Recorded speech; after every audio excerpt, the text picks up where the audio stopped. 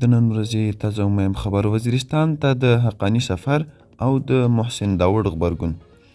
د پاکستان خاموشي د ډالري جګړې اصلیت افشا کړ. سلام ستړي مشي وخت مو بخیر. پام وکړئ د نن ورځې مهم خبر ته. د افغان وایس ګرانو کتونکو پوره حل سره ویډیو کې ترلاسه کړئ او که چیرې مو زموږ یوټیوب چینل نه سبسکرایب کړئ نو په طرف سره افغان نیوز یوټیوب چینل سبسکرایب کړئ.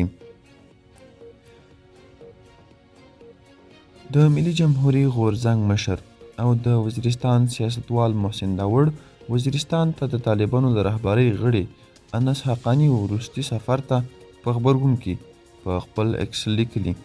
دغه سفر د هغوی د تاسیس او شتمنیو ترمنځ د دروغو موجود درزونه افشا کړل. نوموړي وړاندې لیکلي د هغوی د اصلي ریښې په اړه د اصلي جریان جنایي بې تفاوتي ښیي چې هیڅ پاکستاني هم په ډالرو د هغوی د وینو پلورلو پر وړاندې اعتراض ونه کړ.